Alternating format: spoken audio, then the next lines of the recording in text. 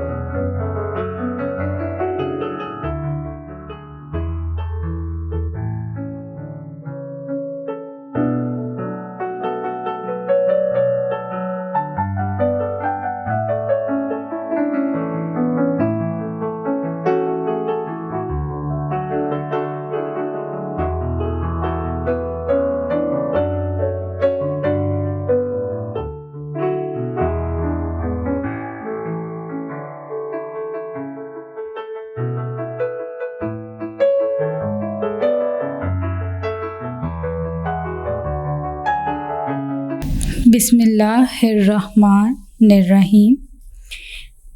Respected parents and dear students, Assalamu alaikum.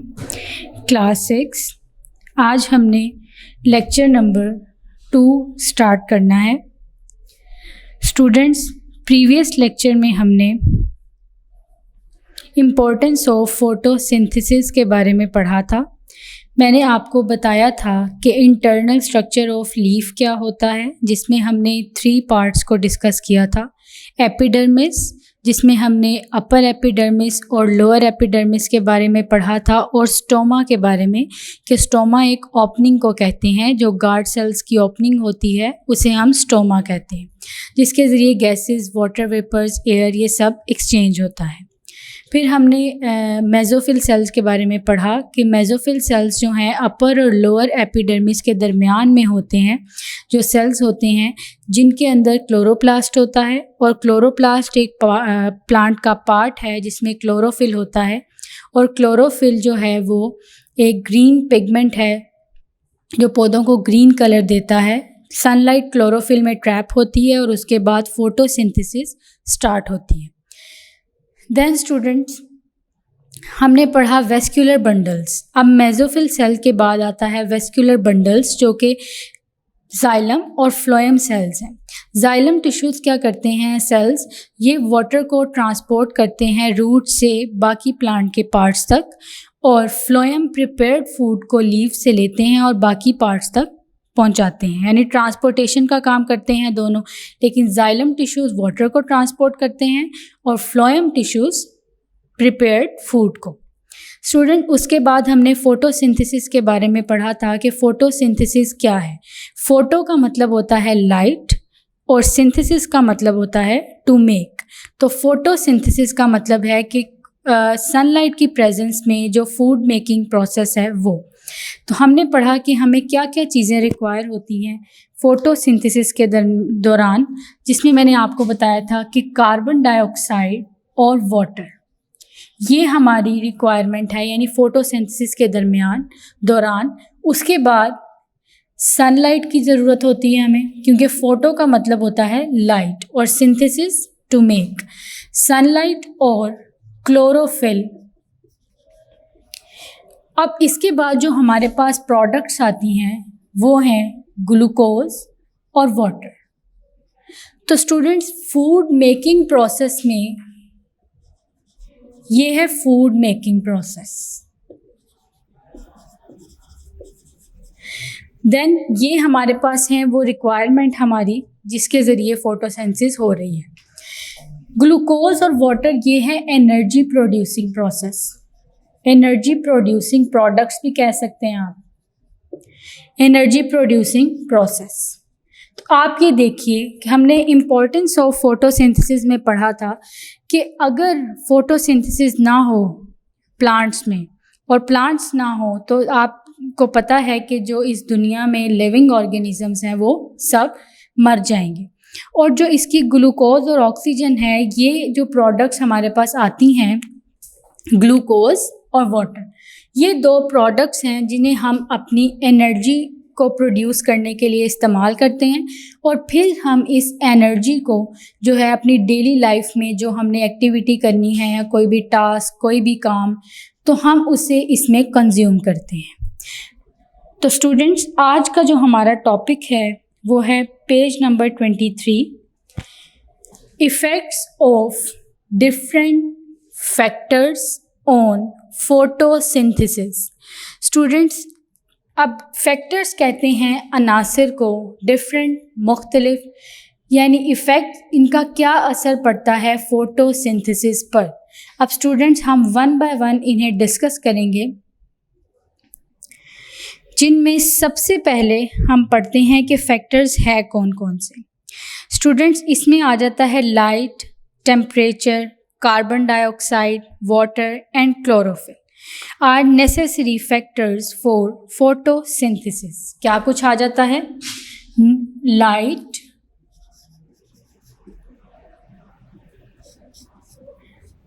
Temperature,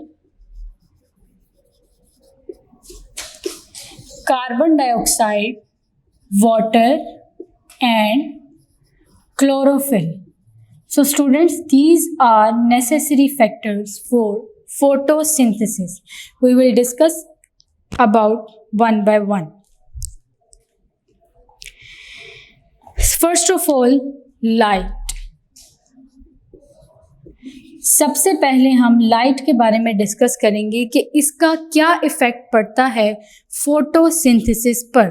student, जैसा कि आप जानते हैं कि जो फोटोसिंथेसिस है, ये फ़ोटो का मतलब है लाइट, तो फोटोसिंथेसिस के दौरान हमें लाइट की तो ज़रूरत है, इसके बगैर फूड प्रिपेयर या फूड मेकिंग प्रोसेस इनकम्प्लीट है। Light, plants trap sunlight to make food by photosynthesis. Students, मैंने आपको बताया था जब हम इंटरनल स्ट्रक्चर ऑफ लीफ पढ़ रहे थे कि सनलाइट ट्रैप किस में होती है? क्लोरोफिल में। क्लोरोफिल जो कि एक ग्रीन पिगमेंट है, ये सनलाइट को ट्रैप करता है। ठीक है students? Photosynthesis increases as the light intensity increases. Intensity का मतलब होता है शिद्दत। जैसे जैसे हम लाइट की इंटेंसिटी यानी लाइट को बढ़ा देंगे, इंक्रीज़ कर देंगे, इस तरह फोटोसिंथेसिस भी इंक्रीज़ होती जाएगी। मतलब अगर सनलाइट बहुत ज़्यादा जो है वो लाइट जो है वो प्लांट्स को मिल रही है, तो उससे ये होगा कि फ़ोटोसिंथेसिस का जो रेट है वो भी इंक्रीज़ होता जाएगा। तो इस तरह लाइट क्या होता है कि क्लोरोफिल जो कि मेसोफिल सेल्स के अंदर मौजूद होती है, ये सनलाइट को ट्रैप करती है और आगे फूड का प्रोसेस स्टार्ट होता है, यानी फ़ोटोसिंथेसिस स्टार्ट हो जाती है। तो जैसे जैसे हम लाइट इंटेंसिटी को इंक्रीज़ करेंगे, हमारा रेट ऑफ फोटोसिंथेसिस भी इंक्रीज़ होता जाएगा। अब students, of the 7 colours of light, chlorophyll absorbs blue, orange and red light. Students, ये क्लोरोफिल किस तरह इन कलर्स को एब्जॉर्ब करती है, ये कलर्स क्या हैं, ये इनकी डिटेल जो है वो आप बड़ी क्लास में पढ़ेंगे 9th-10th के लेवल पर कि किस तरह क्लोरोफिल जो है वो इन कलर्स को एब्जॉर्ब करती है और किस तरह आगे यूटिलाइज होती है। तो स्टूडेंट, अभी आपने ये याद रखना है कि लाइट में कि क्लोरोफिल जो कि ग्रीन पिगमेंट है, ये सनलाइट को ट्रैप करते हैं और उसके बाद फोटोसिंथेसिस का प्रोसेस स्टार्ट हो जाता है। अब क्लोरोफिल कौन कौन से कलर्स को एब्जॉर्ब करती हैं? Blue, orange and red. Chlorophyll करती है एब्जॉर्ब जो कलर्स को, उनमें ब्लू, रेड एंड ऑरेंज। ठीक है स्टूडेंट्स? तो लाइट का फैक्टर इस पे क्या इफ़ेक्ट कर रहा है कि जैसे जैसे हम लाइट इंटेंसिटी को इंक्रीज़ करेंगे, उस तरह फोटोसिंथेसिस का जो रेट है वो भी इंक्रीज़ होता जाएगा। तो लाइट का ये इफ़ेक्ट है फोटोसिंथेसिस पर। नेक्स्ट है कार्बन डाइऑक्साइड। CO2 से मुराद है कार्बन, O2 डाइऑक्साइड, ऑक्सीजन से ऑक्साइड है, इसके 2 एटम्स हैं, इस वजह से हम डाई लिखते हैं। तो ये इसका फॉर्मूला है CO2 यानी कार्बन डाइऑक्साइड।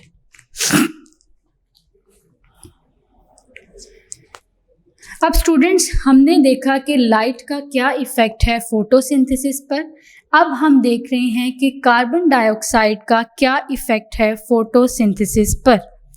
स्टूडेंट्स, जैसा कि ऊपर आप देख सकते हैं कि फूड मेकिंग प्रोसेस में हमें क्या चाहिए, carbon dioxide and water. These are 2 products we have required food making process, carbon dioxide and water. तो स्टूडेंट्स, कार्बन डाइऑक्साइड हमें चाहिए फोटोसिंथेसिस के लिए। तो अब हम देख रहे हैं कि कार्बन डाइऑक्साइड का क्या इफ़ेक्ट है फोटोसिंथेसिस पर। Students, carbon dioxide which plants absorb from air is an essential component for photosynthesis। जैसा कि आप जानते हैं कि कार्बन डाइऑक्साइड जो है ये प्लांट्स कहाँ से लेते हैं, एयर से, और उसे इस्तेमाल करते हैं। तो ये एक असेंशियल यानी कि एक अहम जो है वो अज्जा है या जुज़्व है फोटोसिंथेसिस के लिए। जैसे जैसे हम कार्बन डाइऑक्साइड लेवल को इंक्रीज़ करते रहेंगे, रेट ऑफ फोटोसिंथेसिस भी इंक्रीज़ होता रहेगा, क्योंकि प्लांट को यानी फूड मेकिंग प्रोसेस में रिक्वायर ही क्या है, प्लांट की रिक्वायरमेंट क्या है फूड मेकिंग प्रोसेस में, कार्बन डाइऑक्साइड। तो हम जिस तरह rate of carbon dioxide increase करेंगे उस तरह रेट ऑफ फोटोसिंथेसिस इंक्रीज़ होता जाएगा। यहाँ पे उन्होंने लिखा हुआ है कि इसका लेवल क्या है। आप जानते हैं कि ये हवा में होती है 0.04% कार्बन डाइऑक्साइड, जिसके बाद आप जो है आपको पता है कि यहाँ पे level of carbon dioxide in air बताया हुआ है 0.04%। तो अगर हम इसका लेवल जो है हवा में जितनी है वो इस्तेमाल करेंगे तो उससे जो रेट ऑफ फोटोसिंथेसिस है वो इंक्रीज़ होगा।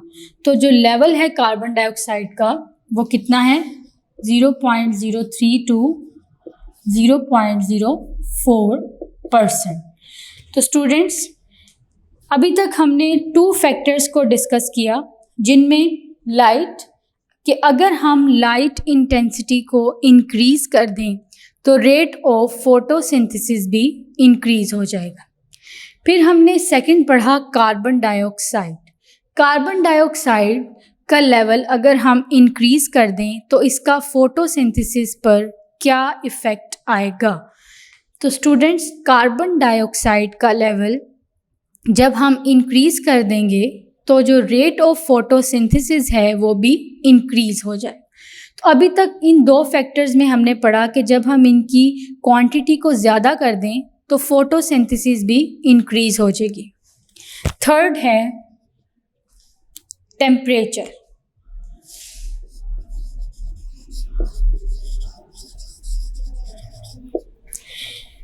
अब टेम्परेचर का क्या इफ़ेक्ट पड़ता है। स्टूडेंट, आप लोग जैसा कि जानते हैं कि हर इंसान को यानी लिविंग थिंग को सरवाइव करने के लिए एक स्पेसिफिक टेम्परेचर दिया गया है। अगर ह्यूमन बॉडी की बात करें तो ह्यूमन बॉडी का टेम्परेचर है, नॉर्मल टेम्परेचर फ़ारेनहाइट में है 98.6। अगर ये टेम्परेचर हमारी बॉडी की लिमिट से एक्सीड कर जाए तो हम उसे फ़ीवर कहते हैं। इसी तरह जो वैसे टेम्परेचर है सेंटीग्रेड में वो है 37, नॉर्मल ह्यूमन बॉडी के टेम्परेचर की बात कर रही हूँ मैं। फ़ारेनहाइट में है 98.6 और सेंटीग्रेड में है इसका या सेल्सियस में 37। तो स्टूडेंट, अगर ये टेम्परेचर ह्यूमन बॉडी का हो या प्लांट्स का हो या एनिमल्स का हो, अगर अपनी लिमिट से एक्सीड कर जाए तो वो सूटेबल नहीं होता, वो या तो फीवर की शक्ल इख्तियार कर लेता है in case of human body. अगर प्लांट्स में है तो उसमें क्या होगा, अगर ज़्यादा टेम्परेचर होगा तो ज़्यादा टेम्परेचर की वजह से जो प्लांट्स हैं वो जल जाएंगे। ठीक है स्टूडेंट, तो टेम्परेचर की एक लिमिट है, टेम्परेचर का बहुत ज़्यादा इफ़ेक्ट है। अगर बहुत ज़्यादा गर्मी है और टेम्परेचर जो प्लांट की रिक्वायरमेंट है अगर उससे एक्सीड कर जाता है तो क्या होगा कि वो प्लांट्स की ग्रोथ के लिए सूटेबल नहीं है। अब बुक से पढ़ते हैं कि क्या टेम्परेचर रिक्वायर्ड है, प्लांट की नॉर्मली ग्रोथ किस टेम्परेचर में होती है। The higher the temperature, the faster the process of photosynthesis.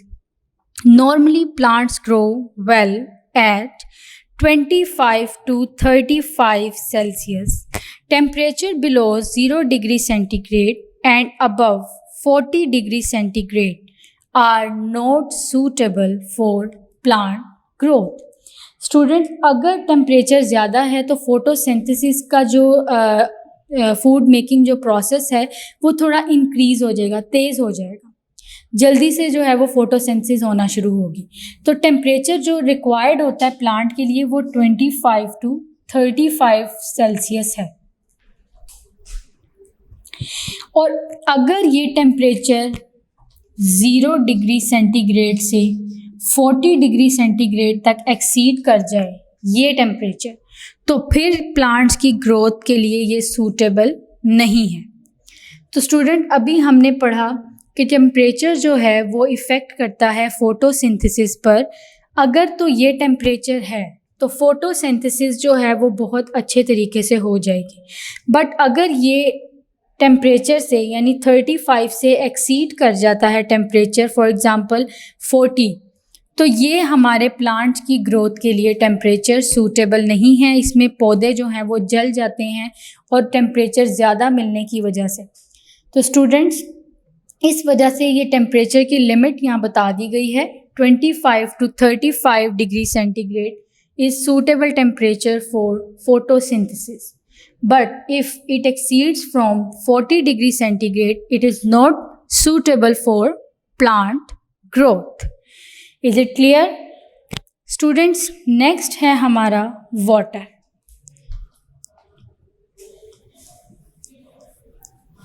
कि वाटर का क्या इफेक्ट है।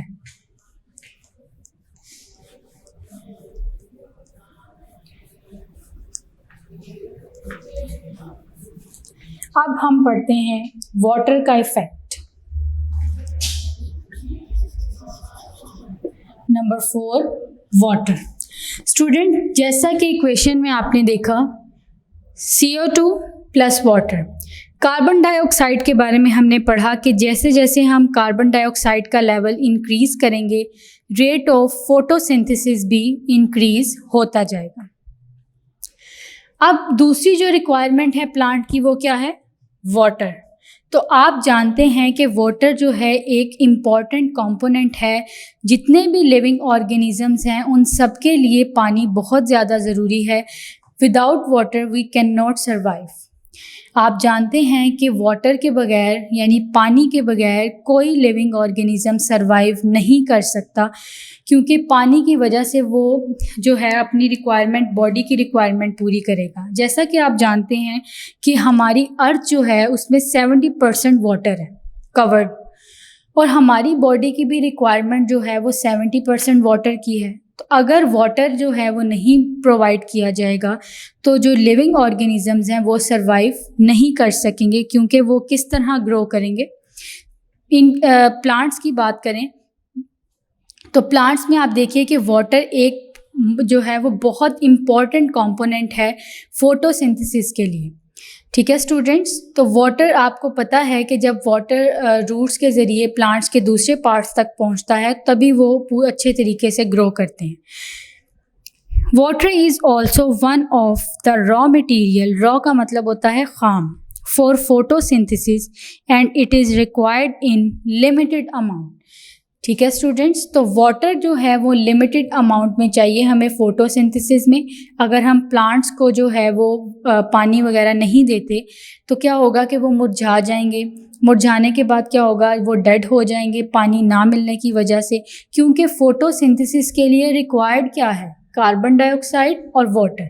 अगर इनमें से कार्बन डाइऑक्साइड मिल रही है, वाटर नहीं, तो ये प्रोसेस इनकम्प्लीट है और इस इनकम्प्लीट प्रोसेस की वजह से फोटोसिंथेसिस जो है वो नहीं होगी।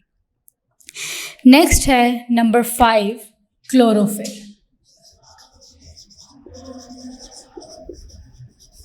क्लोरोफिल क्या है, मैंने आपको बताया था कि ये एक ग्रीन पिगमेंट है जो कि पौधों को सब्ज रंग देता है। क्लोरोफिल क्या करता है, सनलाइट को ट्रैप करता है। एक्चुअली ये मेसोफिल सेल्स के अंदर होती हैं क्लोरोफिल, और ये सनलाइट को ट्रैप करता है और फूड मेकिंग प्रोसेस यानी कि फोटोसिंथेसिस स्टार्ट हो जाती है। Chlorophyll is the green material in plants that traps sunlight for photosynthesis. It gives green color to the leaves. Without chlorophyll, the photosynthesis is impossible. अब वो कह रहा है कि जो क्लोरोफिल है बेसिकली ये ग्रीन पिगमेंट है, जब तक ये सनलाइट को ट्रैप नहीं करेगा फोटोसिंथेसिस इम्पॉसिबल है। क्योंकि स्टूडेंट्स, फोटो का मतलब क्या है, फोटो मीन्स लाइट। जब फोटोसिंथेसिस में फोटो यानी कि लाइट ही नहीं होगी तो फिर फूड मेकिंग प्रोसेस कैसे पॉसिबल है। इसलिए फोटोसिंथेसिस के लिए लाइट का होना ज़रूरी है, और क्लोरोफिल अगर नहीं होगी तो सनलाइट को ट्रैप कौन करेगा। क्लोरोफिल मेसोफिल सेल्स के अंदर होती है जो सनलाइट को ट्रैप करती है और बाद में फोटोसिंथेसिस स्टार्ट होती है। तो फोटो को अगर आप इरेज कर दें, फॉर एग्जांपल अगर क्लोरोफिल नहीं है हमारे पास, तो आप बताइए क्या सिंथेसिस होगा। फोटोसिंथेसिस तो नहीं हो सकेगी, कि फूड मेकिंग प्रोसेस इम्पॉसिबल होगा। ठीक है स्टूडेंट्स, तो हमने ये 5 फैक्टर्स को डिस्कस किया कि इनका क्या इफ़ेक्ट है, जिनमें लाइट के बारे में पढ़ा कि अगर हम रेट ऑफ यानी लाइट इंटेंसिटी को इंक्रीज़ कर दें तो फोटोसिंथेसिस भी इंक्रीज़ हो जाती है, और अगर हम कार्बन डाइऑक्साइड के लेवल को इंक्रीज़ कर दें तो उससे फोटोसिंथेसिस के रेट पे अच्छा इफ़ेक्ट पड़ेगा, वो इंक्रीज़ हो जाएगी। और उसका लेवल हमने पढ़ा 0.03 से 0.04%। देन हमने टेम्परेचर के बारे में पढ़ा कि अगर टेम्परेचर अपनी अमाउंट जो है उसकी स्पेसिफिक अमाउंट 25 to 35 अगर उस लिमिट से एक्सीड कर जाए तो वो प्लांट्स की ग्रोथ के लिए सूटेबल नहीं है। उसके बाद स्टूडेंट्स हमने वाटर पढ़ा। जैसे कि आपको पता है कि वाटर एक जो है वो बहुत ज़रूरी कंपोनेंट है, इम्पॉर्टेंट और नेसेसरी फैक्टर है फोटोसिंथेसिस के लिए। ये हमें लिमिटेड अमाउंट में चाहिए। देन हमने पढ़ा क्लोरोफिल जो कि ग्रीन पिगमेंट है। अगर क्लोरोफिल नहीं होगी तो फोटोसिंथेसिस भी इम्पॉसिबल है। तो इस वजह से सनलाइट ट्रैप होगी, फोटोसिंथेसिस का प्रोसेस स्टार्ट हो जाएगा, साथ ही उसमें कार्बन डाइऑक्साइड, वाटर और ये सारा प्रोसेस फिर फोटोसिंथेसिस के लिए होगा। ठीक है स्टूडेंट्स, ये हमारा टॉपिक है और ये एज अ लॉन्ग क्वेश्चन भी आ सकता है, effects of different factors on photosynthesis. तो उसमें स्टूडेंट्स आपने ये 5 फैक्टर्स के बारे में डिस्कस करना है, तो ये एज अ लॉन्ग क्वेश्चन भी आपने याद रखना है। नेक्स्ट टॉपिक क्या है हमारा, structure of leaf is well suited to photosynthesis. Structure of leaf is well suited for photosynthesis. Leaf का स्ट्रक्चर बहुत ज़्यादा सूटेबल है फोटोसिंथेसिस के लिए, क्योंकि स्टूडेंट्स हमने पढ़ा कि लीफ को फूड फैक्ट्री कहते हैं प्लांट की, जिसमें फूड बनती है। और अभी हमने इंटरनल स्ट्रक्चर भी पढ़ा लीफ का, कि जो लीफ है उसमें जो मेसोफिल सेल्स हैं उनमें क्लोरोफिल है, और क्लोरोफिल सनलाइट को ट्रैप करती है और फूड मेकिंग प्रोसेस स्टार्ट हो जाता है। तो इस तरह स्टूडेंट्स कि ये स्ट्रक्चर ऑफ लीफ जो है वो सूटेबल है फोटोसिंथेसिस के लिए। स्टूडेंट्स इसमें यहाँ पे उन्होंने एक लीफ के एक पार्ट को दिखाया है जिसमें कुछ स्टोमेटा यानी कि ओपनिंग्स नज़र आ रही हैं। Mostly photosynthesis occurs in green leaves because their structure is suitable for their process. Students, suitable का मतलब होता है मुनासिब, structure साख्त। Most leaves have a flat blade to absorb maximum light. कुछ leaves का structure जो होता है वो बिल्कुल flat होता है, यानी उनकी जो surface है वो बिल्कुल फ्लैट होता है, जिसकी वजह से जो सनलाइट है वो आसानी से क्लोरोफिल ट्रैप कर सकते हैं और फोटोसिंथेसिस का जो है प्रोसेस वो स्टार्ट हो सकता है। ठीक है स्टूडेंट्स, तो एक तो पॉइंट ये है कि सबसे पहले लीव्स का जो है वो उनकी सरफेस को फ्लैट होना ज़रूरी है ताकि वो मैक्सिमम लाइट को एब्जॉर्ब कर सकें। Leaves are thin, so carbon dioxide and light can reach to inner cells easily.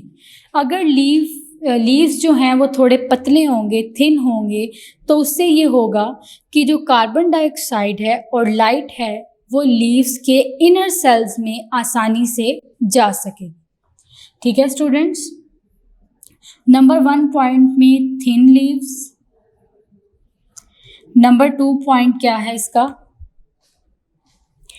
कि लीव्स के जो है वो थिन लीव्स नंबर 1 में हो गया, नंबर 1 में आएगा फ्लैट ब्लेड होना चाहिए लीव्स का। दूसरे में थिन लीव्स, और थर्ड पॉइंट क्या है, leaves have large number of stomata in the lower epidermis. Student, कल मैंने आपको बताया था कि बीन शेप्ड सेल होते हैं जिन्हें हम स्टोमेटा कहते हैं। कुछ इस तरह का स्ट्रक्चर होता है उनका, बीन शेप्ड, और इनके दरमियान की जो ओपनिंग है उसे हम कहते हैं स्टोमा, और ये सेल्स को हम कहते हैं गार्ड सेल्स। स्टूडेंट्स, आपको पता है कि जो स्टोमेटा है वो प्लांट का एक पार्ट है, छोटे छोटे पोर्स होते हैं ये लीव्स में जिनके ज़रिए गैसेस एक्सचेंज होती हैं, और ये स्टोमेटा डे टाइम में ओपन होते हैं।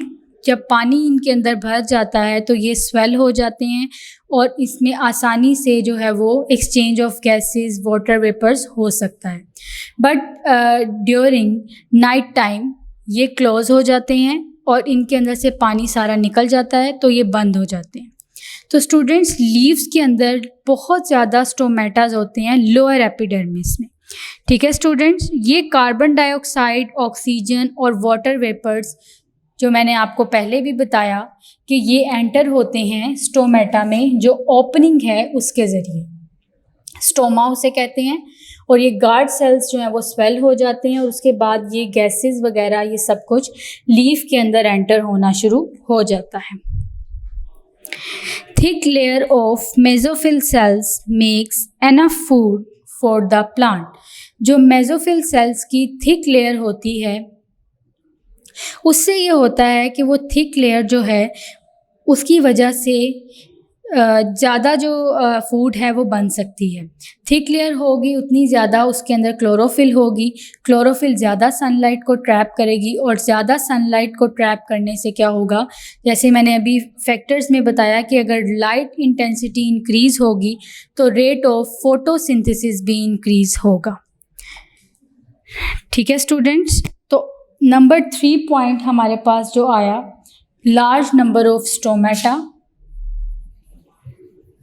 large number of stomata, and number 4 point, thick layer of mesophyll cell,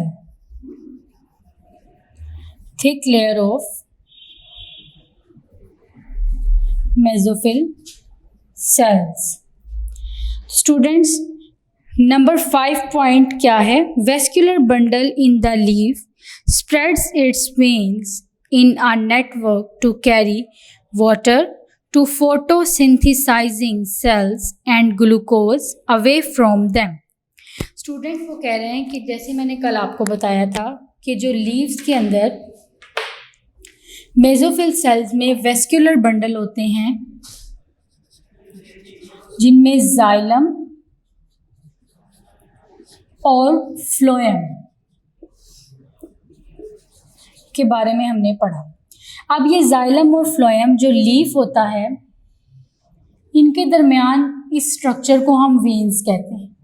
ये जो आपको नज़र आ रहा है इन्हें वेन्स कहते हैं।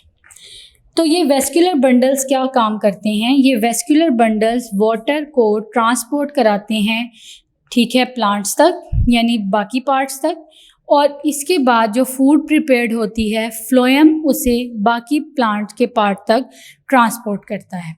तो स्टूडेंट इस दौरान में जो हमारे पास प्रोडक्ट्स आती हैं ग्लूकोज और वाटर, ये दोनों प्रोडक्ट्स इन वेन्स के ज़रिए ही उस प्लांट के लीफ के पार्ट्स में से निकल जाती है। ठीक है स्टूडेंट, कार्बन डाइऑक्साइड और वाटर कहाँ से एक्सचेंज हो रही हैं गैसेस, लोअर एपिडर्मिस पे जो स्टोमेटा मौजूद है उस स्टोमेटा के दरमियान की ओपनिंग है स्टोमा, जिसके ज़रिए गैसेस, वाटर वेपर्स, एयर सब एक्सचेंज हो रही है और लीफ में ये काम स्टार्ट है। उसके बाद वेस्कुलर बंडल ट्रांसपोर्ट करते हैं जिनमें जाइलम वाटर को और फ्लोएम प्रिपेयर्ड फूड को ट्रांसपोर्ट करने का काम करते हैं। स्टूडेंट्स ये इन वेन्स के ज़रिए ट्रांसपोर्टेशन करते हैं और जो हमारे पास प्रोडक्ट है जो कि लीफ को नहीं चाहिए वो इवॉल्व कर देता है ग्लूकोज और वाटर और ऑक्सीजन। ठीक है स्टूडेंट, ग्लूकोज और ऑक्सीजन, सॉरी मैंने यहाँ वाटर लिखा हुआ है, यहाँ पर ऑक्सीजन आएगा। ग्लूकोज और ऑक्सीजन को ये इवॉल्व कर देता है अपने अंदर से। स्टूडेंट सॉरी मैंने यहाँ पर वाटर लिखा हुआ था क्योंकि वाटर और कार्बन डाइऑक्साइड जो है वो तो हमें चाहिए, लेकिन जो प्रोडक्ट्स में आएगा वो ग्लूकोज और ऑक्सीजन है जो कि हमारे पास इवॉल्व होगी प्लांट के अंदर से। Is it clear? तो स्टूडेंट स्ट्रक्चर ऑफ लीफ इस वजह से सूटेबल है कि अगर लीव्स जो हैं वो फ्लैट होंगे तो उसके अंदर जो है वो मैक्सिमम लाइट एब्जॉर्ब हो सकेगी। थिन लीव्स होंगे तो इसकी वजह से जो है क्लोरोफिल, जो कार्बन डाइऑक्साइड और लाइट है वो इनर पार्ट्स तक आसानी से पहुंच जाएगी। लार्ज नंबर ऑफ स्टोमेटा हैं लीफ के अंदर तो उससे होगा कि गैसेस जो हैं वो आसानी से एक्सचेंज हो सकेंगी। Thick layer of mesophyll cells की जो है वो है जिसकी वजह से फोटोसिंथेसिस जो है वो बहुत ज़्यादा हो सकेगी, यानी उसका रेट बढ़ जाएगा thick layer of mesophyll cells की वजह से।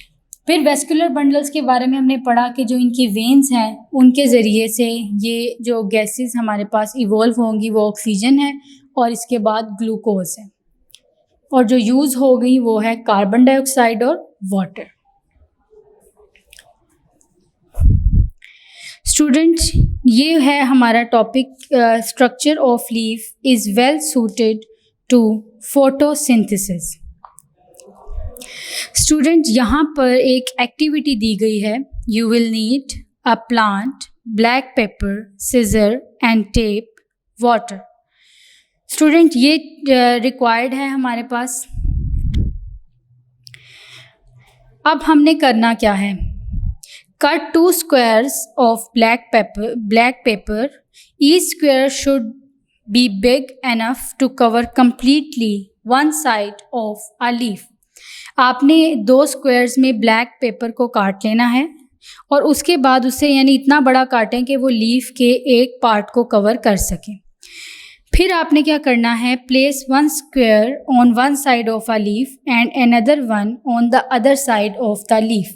स्टूडेंट, ये लीफ है, आपने उसकी लोअर और अपर दोनों साइड से ब्लैक पेपर से कवर कर देना है उसे टेप की मदद से, और उसे अच्छे तरीके से टेप कर देना है। Place the plant in a Sunny place. अब जहाँ पर सूरज की रोशनी है आपने वहाँ पर ये प्लांट को प्लेस कर देना है, रख देना है और रोज़ाना इसे पानी देना है। जब आप उन स्क्वायर्स को, जो जिन लीव्स को आपने ब्लैक पेपर से कवर किया है, जब आप उसे रिमूव करेंगे तो आपने अपनी ऑब्जर्वेशंस लिखनी है और ये देखना है कि उन लीव्स का कलर जिन्हें आपने ब्लैक पेपर से कवर किया था as compare to other leaves which are placed in sunny place और सनलाइट।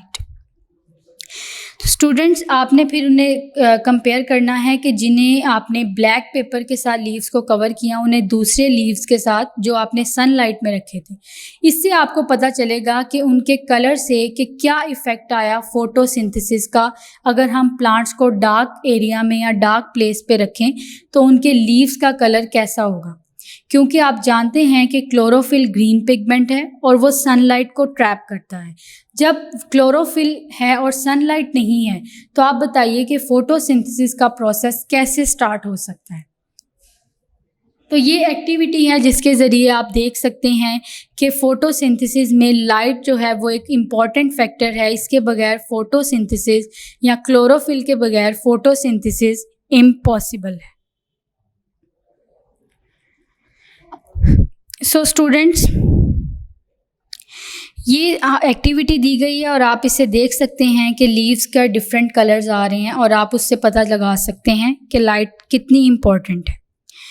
स्टूडेंट्स, नेक्स्ट हमारा टॉपिक है respiration in plants. Next comes respiration in plants.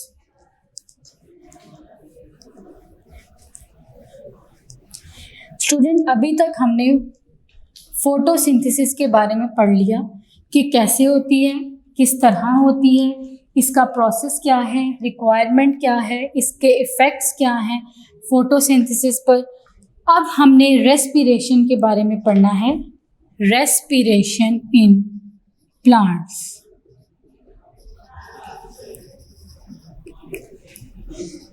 Respiration in plants.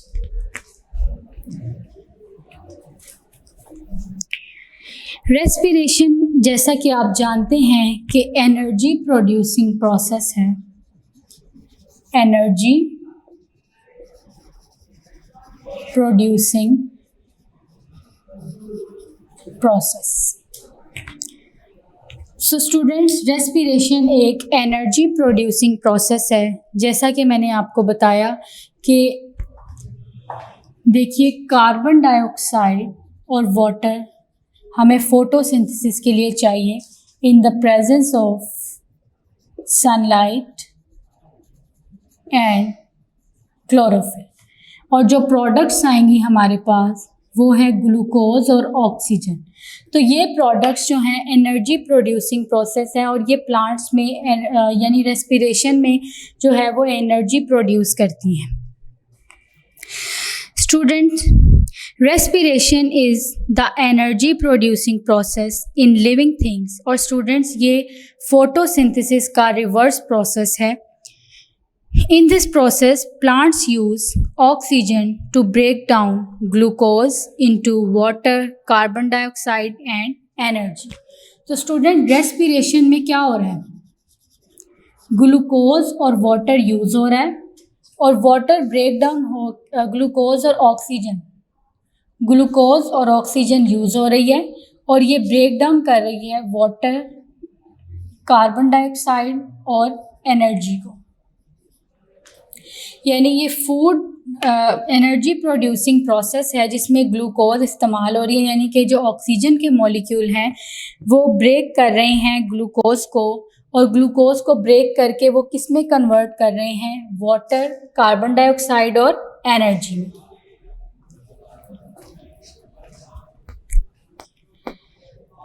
Students, इसके बाद है कि exchange of gases in plants take place through stomata present in leaves.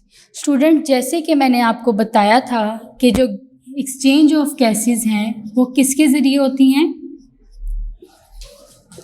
Exchange of gases through stomata. Stomata क्या है? Stomata छोटे छोटे pores हैं जो कि लीव्स के ऊपर मौजूद होते हैं, इनके ज़रिए गैसेस वगैरह चेंज होती हैं। ये स्टूडेंट्स गैसेस एक्सचेंज होती हैं 2 स्टेप्स में। ठीक है student, these steps are respiration and photosynthesis. Student देखिए, फोटोसिंथेसिस के दरमियान जो एक्सचेंज हो रही है गैस वो है कार्बन डाइऑक्साइड, और रेस्पिरेशन के दौरान जो गैसेस एक्सचेंज होती हैं वो है ऑक्सीजन, क्योंकि प्लांट्स रेस्पिरेशन के दौरान ऑक्सीजन को यूज़ करते हैं, ग्लूकोज को ब्रेक करके वाटर, कार्बन डाइऑक्साइड और एनर्जी को रिलीज़ करते हैं। और फोटोसिंथेसिस में कार्बन डाइऑक्साइड और वाटर यूज़ होती है, और प्लांट फोटोसिंथेसिस के दौरान रिलीज़ करते हैं, ग्लूकोज को ब्रेक करते हैं, यानी वाटर और कार्बन डाइऑक्साइड से हमारे पास ग्लूकोज और ऑक्सीजन आ जाती है। सो स्टूडेंट्स, इसलिए ये 2 स्टेप्स में होती है एक्सचेंज ऑफ गैसेस। जैसे कि मैंने आपको बताया कि फोटोसिंथेसिस के दौरान कार्बन डाइऑक्साइड प्लांट यूज़ करते हैं और ऑक्सीजन को इवॉल्व कर देते हैं, रिलीज़ कर देते हैं। इन केस ऑफ रेस्पिरेशन, इसमें स्टूडेंट्स प्लांट ऑक्सीजन को इस्तेमाल करते हैं और कार्बन डाइऑक्साइड को रिलीज़ कर देते हैं। तो अब आपको समझ आ गया कि जो गैसेस एक्सचेंज हैं वो होती स्टोमेटा के ज़रिए ही हैं। अब इसमें हम ये पढ़ेंगे कि डे टाइम में जो प्रोसेस होता है फोटोसिंथेसिस का, उस दौरान कार्बन डाइऑक्साइड को प्लांट यूज़ करते हैं फूड मेकिंग प्रोसेस के लिए। During day time plants photosynthesize and produce glucose and oxygen. They use glucose and oxygen in respiration while carbon dioxide and water are produced. Student, दिन के वक्त आपको पता है फोटोसिंथेसिस, तो फोटोसिंथेसिस के लिए लाइट का होना ज़रूरी है, इसलिए वो डे टाइम में होती है। डे टाइम में प्लांट यूज़ करते हैं कार्बन डाइऑक्साइड और वाटर को, और क्या प्रोड्यूस करते हैं, ग्लूकोज एंड ऑक्सीजन। और स्टूडेंट फिर वो इस ग्लूकोज और ऑक्सीजन को रेस्पिरेशन के लिए इस्तेमाल करते हैं, और रेस्पिरेशन के दौरान जब ऑक्सीजन ब्रेक करती है ग्लूकोज को तो उससे हमारे पास आता है water, carbon dioxide and energy. तो इस तरह गैसेस एक्सचेंज होती हैं थ्रू स्टोमेटा। स्टूडेंट, ये प्रोडक्ट्स हम यूज़ करते हैं फोटोसिंथेसिस में।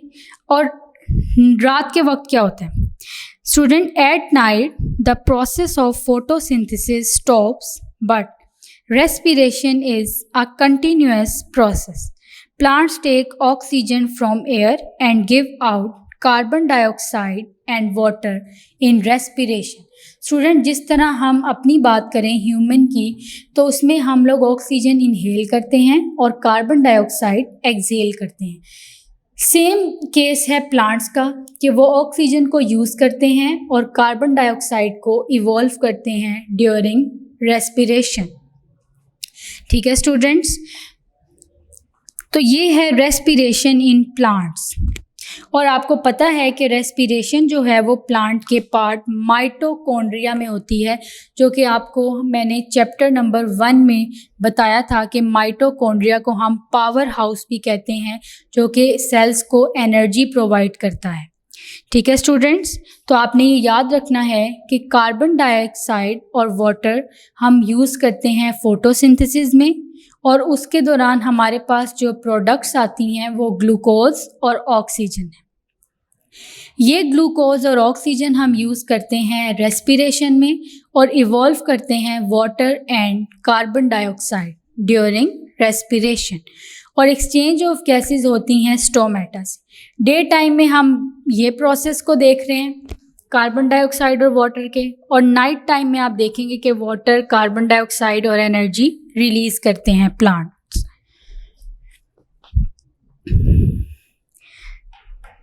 स्टूडेंट्स, यहाँ पे उन्होंने कंपैरिजन किया है यहाँ पर कि प्लांट्स जो हैं वो किस तरह इनमें फोटोसिंथेसिस और रेस्पिरेशन को, फोटोसिंथेसिस और रेस्पिरेशन जो है वो 2 डिफरेंट प्रोसेस है। जैसे मैंने आपको बताया कि फोटोसिंथेसिस का रिवर्स प्रोसेस है रेस्पिरेशन। ये चीज़ें दिन के वक्त इस्तेमाल हो रही हैं और ये रिलीज़ हो रही हैं डे टाइम में, और रात के वक्त ये दोनों चीज़ें यूटिलाइज हो रही हैं और कार्बन डाइऑक्साइड वाटर रिलीज़ हो रही हैं। तो इस वजह से फोटोसिंथेसिस और रेस्पिरेशन एक रिवर्स प्रोसेस है। Comparing photosynthesis and respiration. Students, आप जानते हैं कि फोटोसिंथेसिस प्लांट्स में होती है क्योंकि प्लांट्स अपनी खुराक खुद तैयार करते हैं। एनिमल्स, ह्यूमन बीइंग्स तमाम उन पर डिपेंडेंट है। रेस्पिरेशन आप जानते हैं जितने भी जानदार हैं वो सांस लेते हैं, तो रेस्पिरेशन यानी सांस लेने का अमल तमाम जानदारों में होता है। फोटोसिंथेसिस फूड मेकिंग प्रोसेस है और रेस्पिरेशन फूड यूजिंग प्रोसेस या एनर्जी प्रोड्यूसिंग प्रोसेस है। फोटोसिंथेसिस में स्टूडेंट्स ट्रैप करते हैं एनर्जी को और उससे ग्लूकोज बनाते हैं, और रात में यानी रेस्पिरेशन के दौरान हम उसी ग्लूकोज को ब्रेक करके वापस उससे एनर्जी रिलीज़ कर देते हैं। ठीक है स्टूडेंट्स, और फोटोसिंथेसिस आप जानते हैं कि क्लोरोप्लास्ट में होती है। प्लांट के जो सेल हैं क्लोरोप्लास्ट, उनमें फोटोसिंथेसिस, ये आपने याद रखना है, फोटोसिंथेसिस होती है क्लोरोप्लास्ट में, और क्लोरोप्लास्ट प्लांट का वो पार्ट है जिसमें क्या होती है, क्लोरोफिल, और क्लोरोफिल जो है वो सनलाइट को ट्रैप करती है और उसके बाद फूड मेकिंग प्रोसेस होता है यानी फोटोसिंथेसिस होती है। इसलिए जो फोटोसिंथेसिस है वो क्लोरोप्लास्ट में होती है। But respiration occurs in mitochondria।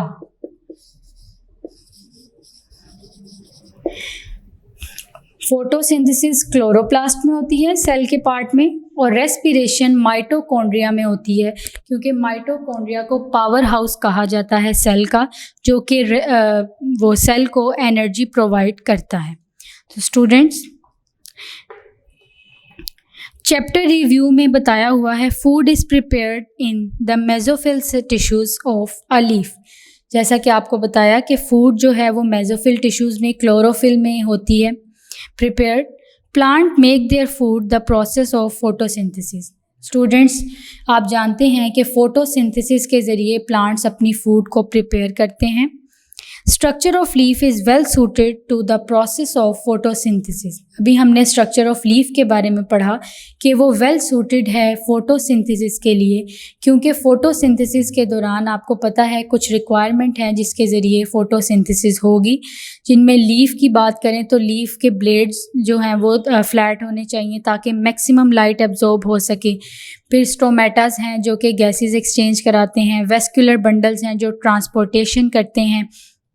ठीक है स्टूडेंट्स, थिक लेयर जो है वो मेसोफिल सेल्स की है जिनकी वजह से जो है वो फोटोसिंथेसिस इंक्रीज होगी। Then light, temperature, carbon dioxide, water and chlorophyll are necessary factors for photosynthesis. Students, carbon dioxide, ये सब चीज़ें जो हैं ये फैक्टर्स फोटोसिंथेसिस पर काफ़ी इफ़ेक्ट करते हैं। रेस्पिरेशन आप जानते हैं एनर्जी प्रोड्यूसिंग प्रोसेस है लिविंग थिंग्स में। Students, we have completed lecture number 2. We will meet in the next lecture. Allah Hafiz.